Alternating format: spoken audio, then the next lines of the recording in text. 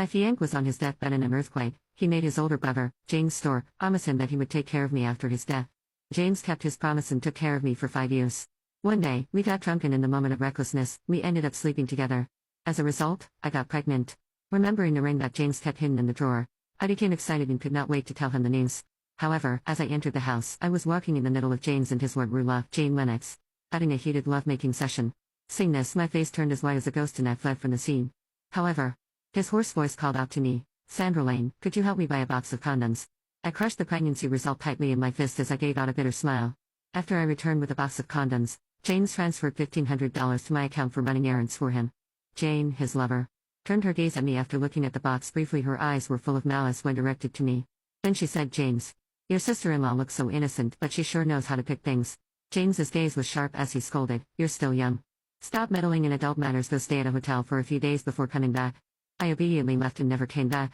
After that, I went to the doctor to abort our baby. When the doctor saw me return to her office, she was confused. "Is there something wrong?" she asked. I was not surprised she asked that question after all. When I first found out I was pregnant, my face was flushed with joy. Now, it was deathly pale. I said to her, "Please schedule the earliest appointment for an abortion." Having seen the warmth and the coldness of human relationships, the doctor did not persuade me to do otherwise. However, when it came time to sign the consent form, she insisted I get a family member's signature. I pulled out my phone and instinctively pressed a speed dial. The phone only rang once, and before I could do anything, James had already hung up on me. I forced a smile and called the doctor. "I don't have any family. I'll sign it myself." After the abortion procedure finished, I found out that James had sent me a message along with a screenshot of a hotel reservation. It said, "Don't call me unless it's an emergency." You know the reason. The man was considerate enough to book me a hotel room for an entire week. I was not dumb after I saw the diamond ring on that woman's finger. What else was there to understand? When I saw the diamond ring in the drawer, I was too foolish to think James had prepared it for me. Even more absurd, I thought he might remember that night of madness between the two of us. I looked at the bloody remains of the tiny life I had lost and left, and at that moment, my heart turned into ashes. The superior luxury room hotel that I stayed in had everything that I needed. It was as cozy as the bedroom James had set up for me. However, as I curled under the blanket, all I could feel was a bone-chilling coldness. With trembling hands, I made a call. "Senior, you mentioned putting together a medical aid team for Africa. Count me in."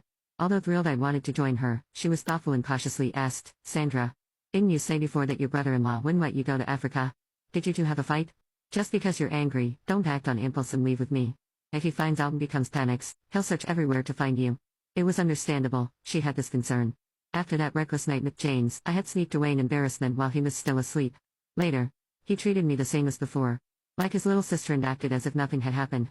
I was so angry with him. He had dared to do the deed but refused to own it, so I went traveling without saying a word.